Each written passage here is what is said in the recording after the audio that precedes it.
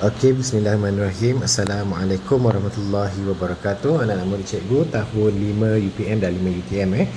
Okey, hari ini kita nak belajar tentang kita nak sambung penanaman hari itu. Kita akan sambung dengan jenis sistem takungan.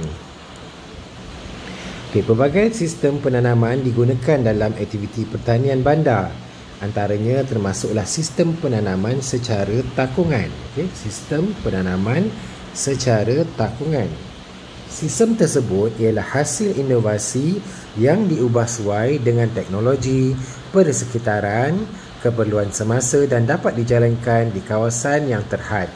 Yang berikut ialah beberapa jenis sistem takungan. Okey, kita akan belajar sistem penanaman secara takungan. Okey, ada 3 jenis antara yang ada lah. Yang pertama ialah hidroponik ataupun kultur air ataupun culture air, kultur air. Dia tidak menggunakan tanah, tak ada tanah langsung, menggunakan air sebagai medium penanaman. Medium penanaman dia adalah air. Okey, tengok dia buat kultur air dalam kultur air dalam tanpa kitaran semula. Okey, kita pakai air ni sahaja. Nombor 2, kultur air dalam dengan kitaran semula. Okey, kitaran semula ni maksudnya air ni akan berkitar semula lah. Dia ada cycle dia. Okey. B, aquaponik, menggabungkan ternakan ikan dengan tanaman sayuran. Ada juga yang tanam secara aquaponik. Aquaponik ni dia ada ternakan dan juga dalam masa yang sama dia beli ikan kat bawah. Kita tengok ni ada tanaman, lepas tu ada raga tanaman, ada salur air keluar, ada salur air masuk, ada larutan nutrien daripada tinja ikan. Tinja ikan ni memberikan baja kepada tanaman ni. Jadi dia pump ke atas. Jadi dalam masa yang sama sayur-sayuran kamu mendapat nutrien daripada tinja ikan. Okay. Yang C ialah bekas pengairan kendiri. Ataupun dalam bahasa Inggeris dia self-watering container.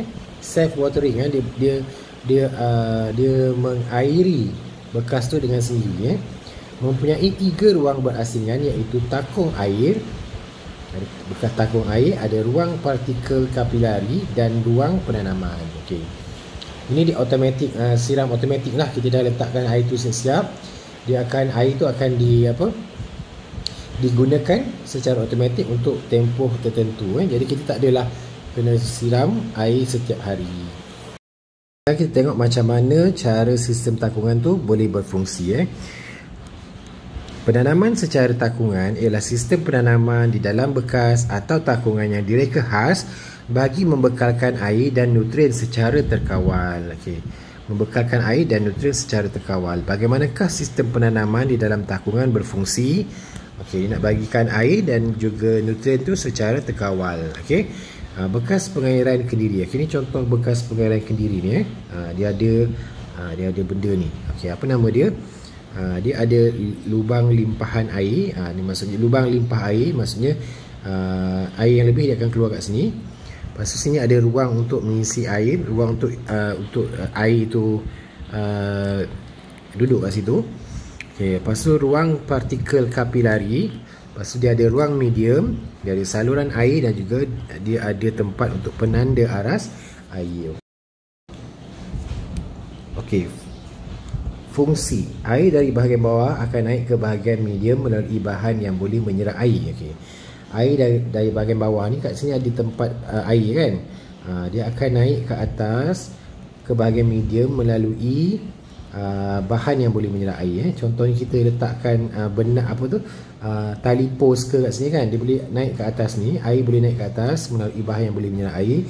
Penanda aras air akan menunjukkan aras air dalam takungan penanaman sebab. Okey, kat sini bila ada air kat sini kita boleh tahulah, oh kat bawah ni masih ada air. Kalau kat sini kering, maknanya kat bawah ni air dia dah habis. Jadi kita kena top up air. Saluran air digunakan untuk mengisi air nutrien ke dalam takung. Okey, minggu depan kita akan bina taman mini edible. Taman mini maksudnya kita akan bina sistem ni yang kita boleh bina taman yang boleh dimakan. Edible ni boleh dimakan. Maknanya tanaman kita adalah tanaman yang boleh dimakan. Sayur-sayuran lah maknanya kan.